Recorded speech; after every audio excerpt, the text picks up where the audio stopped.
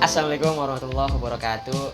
Perkenalkan, nama saya Firmansyah Ramadhanu dari kelas 02 SDP 003 Universitas Pamulang, Fakultas Sastra, jurusan Sastra Indonesia. Saya akan menceritakan sebuah kisah legenda cerita rakyat yang berjudul Asal Usul Gunung Tampung Mas, guna untuk memenuhi kebutuhan tugas akhir semester sastra lisan. Langsung saja pada ke intinya, cekidot. Suatu hari tiba-tiba ada suara gemuruh yang menggelegar disertai tanah goyang yang cukup kuat. Rakyat Sumedang Larang sontak merasa kaget dan lari berhamburan keluar rumah menuju tempat terbuka. Ternyata suara tersebut berasal dari gunung gede yang tampaknya akan meletus. Hal itu membuat rakyat Sumedang Larang yang tinggal di kaki gunung merasa cemas, sehingga mereka berkemas dan pergi membawa barang-barang yang berada di dalam rumahnya serta keluarga mengungsi menuju gunung gede tersebut.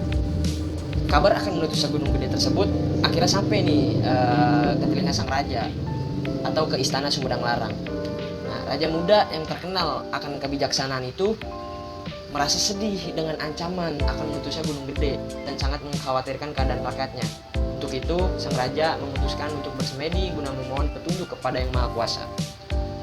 Lalu sang raja pun memberitahu kepada patihnya jika dirinya akan melakukan semedi guna memohon petunjuk kepada Yang Maha Kuasa untuk mengatasi ancaman meletusnya gunung gede pada kala itu. Sebelum melakukan persemedian, sang raja meminta kepada patihnya tersebut untuk mengurus kerajaan Sumedang Larang selama dirinya bersemedi, dan patihnya pun menyanggupi permintaan sang raja itu. Selanjutnya, sang raja ini memasuki ruangan khusus yang biasa digunakan untuk melakukan persemedian.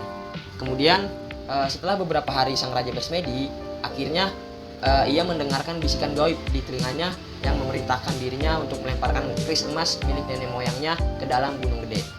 Bisikan gaib tersebut terdengar di telinga sang raja.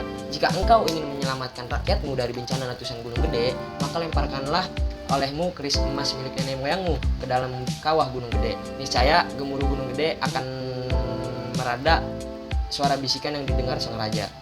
Nah, melempar keris dah tuh sang raja, nanti disuruh oleh bisikan gaib yang didengarnya ketika melakukan persemedian. Setelah mendengar bisikan tersebut, sang raja pun jatuh pingsan. Karena merasa khawatir dengan kondisi sang raja, karena telah beberapa hari tidak keluar dari ruangan semedi, prajurit penjaga memberanikan diri nih memasuki ruangan semedi dan mendapati sang raja pingsan. Prajurit pun membawa sang raja keluar dan segera memanggil patih dan para tabib menuju istana. Beberapa lama kemudian, sang raja pun tersadar dari pingsannya, lalu langsung menyampaikan pada patihnya bahwa ia harus menuju ke gunung gede untuk melemparkan keris emas milik nenek moyangnya. Sang raja berkata, "Aku harus segera menuju kawah gunung gede dan melemparkan keris emas milik nenek moyangku agar gemuruh gunung gede mulai reda," kata sang raja.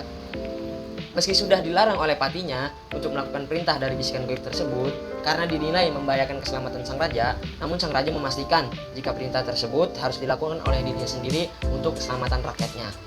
Kata sang raja, "Tidak bisa, harus aku yang melakukannya sendiri demi menyelamatkan rakyatku dari bencana ini. Aku sudah merelakan nyawaku untuk menyelamatkan rakyatku," ucap sang raja. Akhirnya dengan menunggangi kuda, raja pun pergi ke puncak gunung gede. Berbagai rintangan dilalui oleh sang raja dengan gagah. Hanya satu yang dipikirkan raja tersebut, yaitu keselamatan rakyatnya, rakyat Sumedang Larang.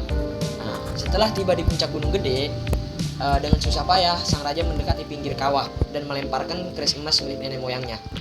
Keajaiban pun terjadi ketika sang raja melemparkan keris emas milik nenek moyangnya ke dalam kawah gunung gede. Kawah gunung gede yang tadinya bergejolak berangsur-angsur apinya, suaranya menjadi tenang. Suara gemuruh pun tidak terdengar lagi pada telinga rakyat. Raja pun bersyukur atas petunjuk itu ternyata benar.